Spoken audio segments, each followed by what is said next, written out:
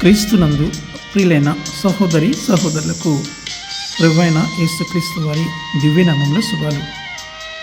ఈ దినము జీవవాక్కులో నిజమైన విజయము లేఖన భాగము మత్తయి సువార్త 10వ అధ్యాయము 8వ వచనంలో, రోగులను స్వస్థపరచుడి, చనిపోయిన వారిని లేపుడి, కుష్ఠరోగులను శుద్ధులుగా చేయుడి, దెయ్యములను వెళ్ళగొట్టుడి, ఉచితముగా పొందితిరి, ఉచితముగా ఇయ్యుడి. ఉచితంగా మీరు పొందారు, ఉచితంగా ఇవ్వండి. ఈ ప్రపంచంలో విజయం సాధించిన వారు చాలామంది ఉంటారు. వారు ప్రజల దృష్టిలో తమ లక్ష్యాలను సాధించారు.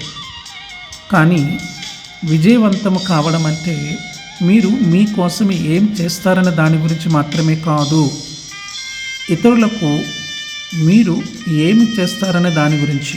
మనము ఒక విషయాన్ని గ్రహించగలగాలి.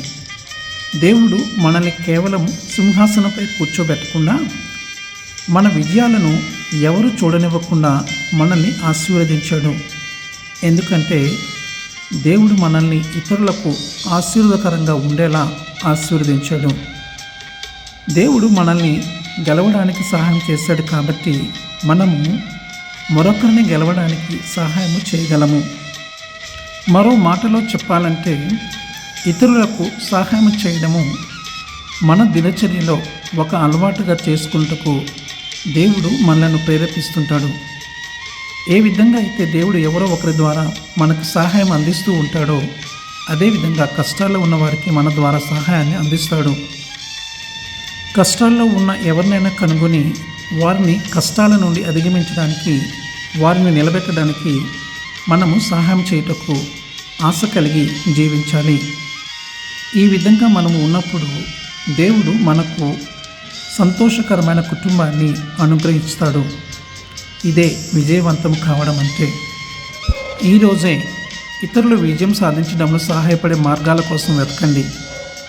మనకు దేవుడు ఆశీర్వదించి ఉచితంగా అనుగ్రహించిన ప్రతిభ మరియు సామర్థ్యాలను ఉచితంగా ఇవ్వండి. మనం ఈ విధంగా చేస్తున్నప్పుడు మనము పైకి ఎదుగుతాము మరియు దేవుడు మన కోసం సిద్ధం చేసిన అధికమైన ఆశీర్వాదం యొక్క సంపూర్ణతతో జీవిస్తాము. ప్రార్థనలో ఏకీభవించండి. పరలోకమందుండు నా తండ్రి, నాకు ఇచ్చిన ప్రతిభ మరియు సామర్థ్యాలకు ధన్యవాదాలు. ఇతరులను ఆశీర్వదించాలన్న కోరికతో నన్ను ఆశీర్వదించినందుకు ధన్యవాదాలు. ఇతరులను చేరుకోవడానికి మరియు ముందుకు సాగడానికి, విజయవంతం కావడానికి నాకు మార్గాలను చూపండి.